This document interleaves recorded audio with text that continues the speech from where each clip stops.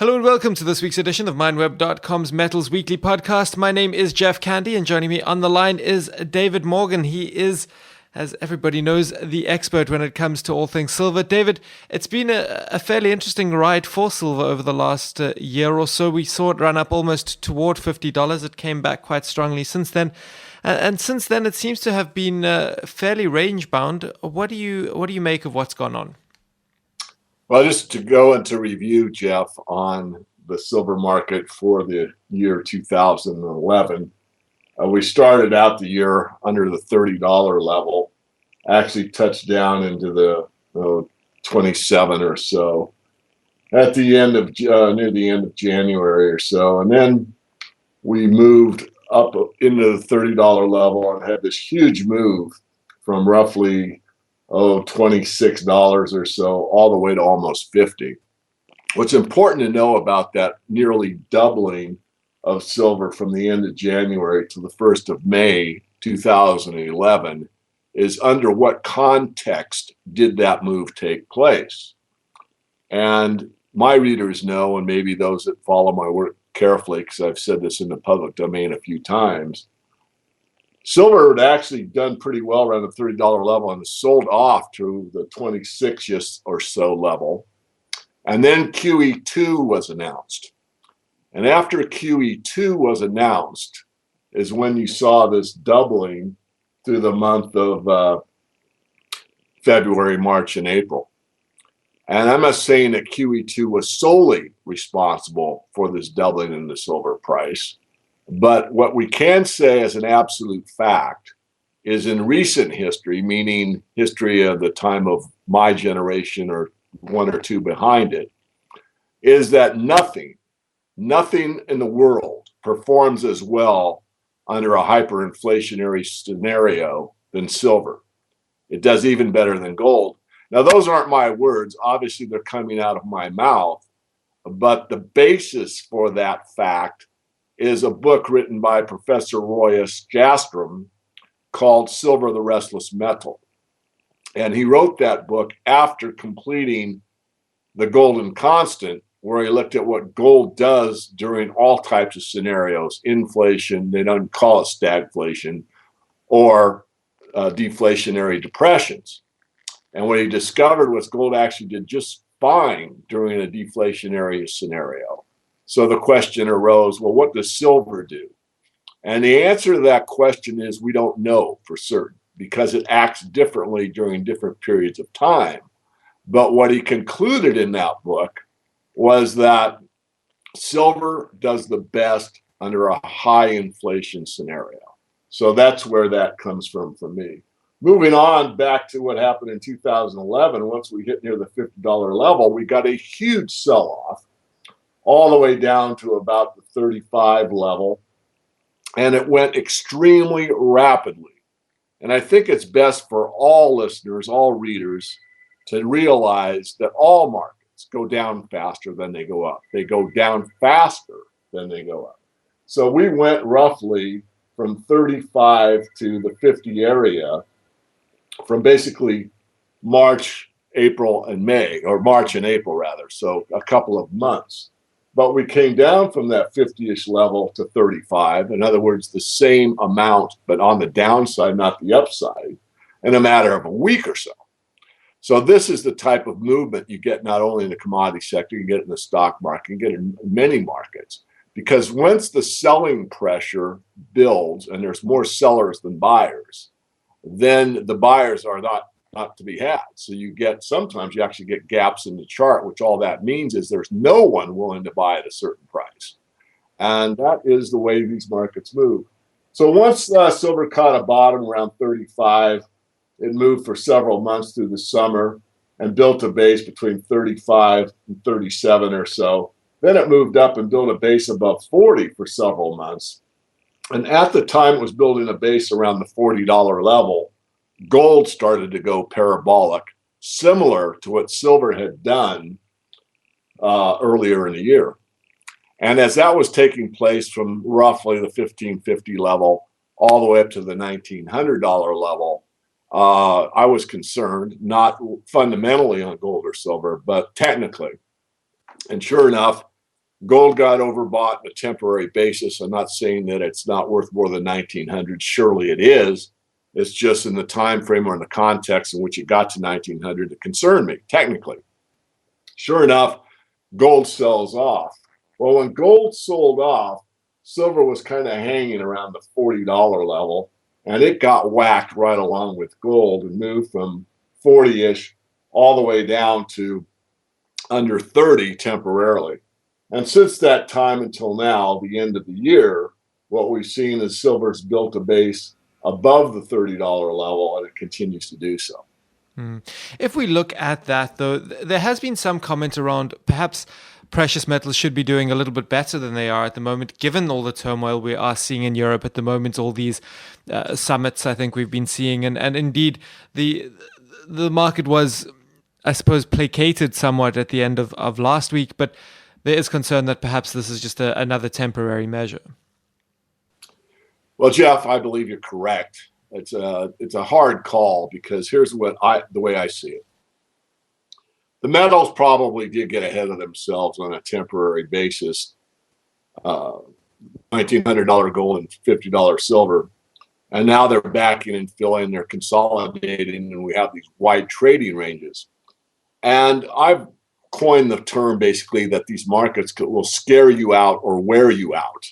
Scare you out are these big, huge drops that are very rapid, like we just spoke about, or wear you out, where you get these long consolidations where silver and or gold do not make new highs.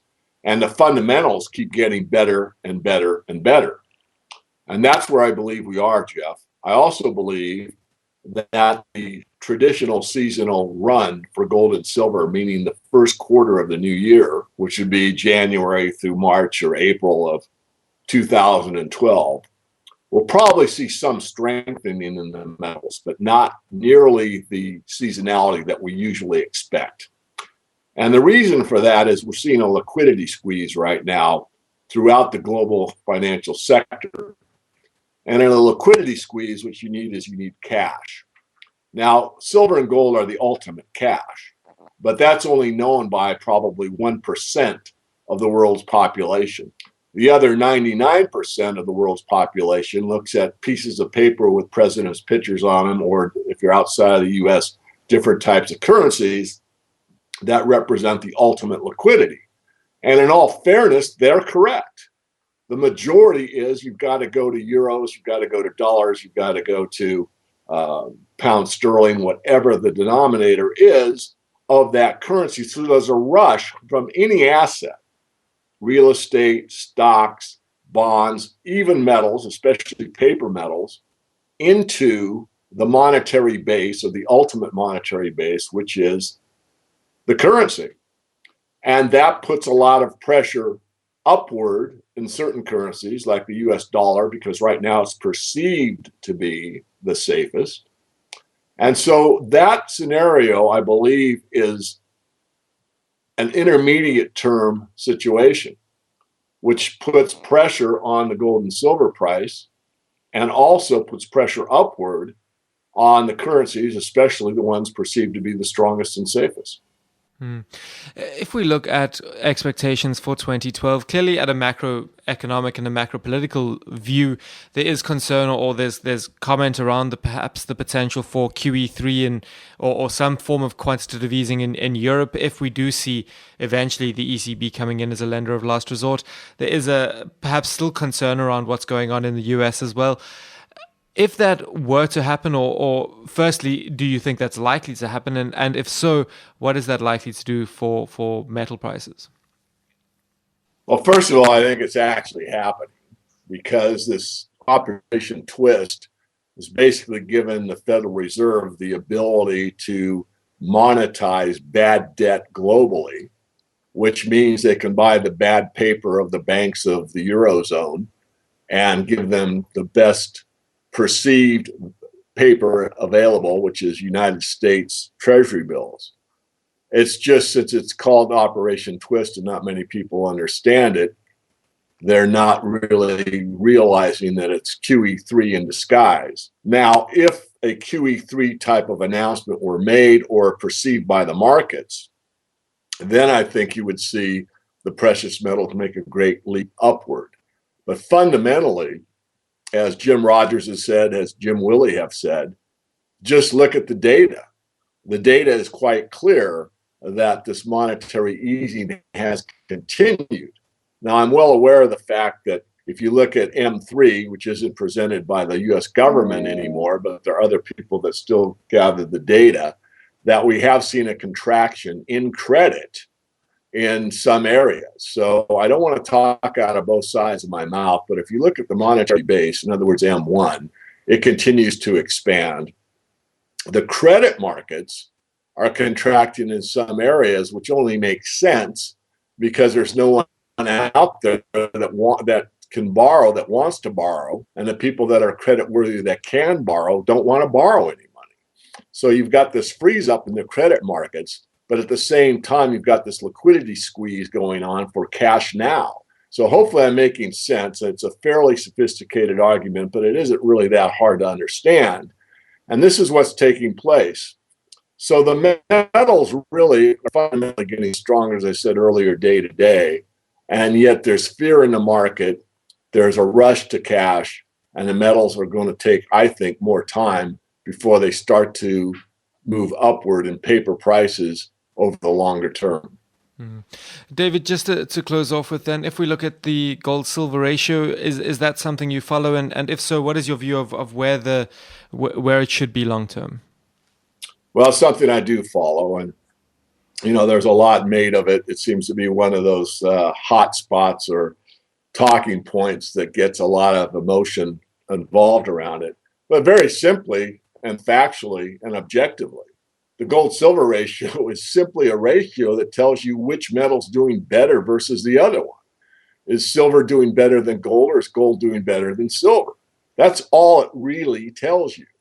So factually, when I started saying you should buy silver and prefer to buy silver over gold, the ratio was 80-1. As we're doing this interview, the ratio is roughly 53-1. So in the context of when I was pounding the table to buy silver, when on an inflation-adjusted basis, it was an all-time low in all of history, and the ratio was about 80-1, I've been proven right from that context. Is silver a better buy at 53-1 than gold? The opinions vary. Mine is very strong. I believe that silver is a better buy than gold at a 53-1 ratio. And I also believe the ratio will narrow more and more and more as time goes on. As gold continues to go up in price and we consolidate further, as I expect, and we move into new high ground for gold, it's going to get to a price point at some time that varies individual to individual, but the basis generally will be that gold is too high a cost for me as an individual investor to buy. Silver is a better value for me. I'll buy silver. And most people that make that decision won't be looking at the ratio going from 53-1 or 53-1 to 40-1 to 35-1. They'll only know one thing, that I get more coins for my investment in silver than I do in gold. Gold costs me too much. I'd rather buy silver. And as that takes place, I expect the ratio to narrow. And to be consistent, I believe that this ratio will narrow down to the level of what I call the monetary or classic ratio, which is 16-1, and could even go to the natural ratio of how silver is dispersed in the ground versus gold, which is roughly 10-1. It's a bit less than that now. But if you go back throughout history, recorded history, the ratio used to be around 12-1 in the ground. Now it's really about 8-1. Regardless, I have said in the past, I could see it getting to a 10-1 ratio. However, that's my opinion. The fact is it's done better than gold from when I call the bottom of the silver market. Whether that trend continues or not remains to be seen.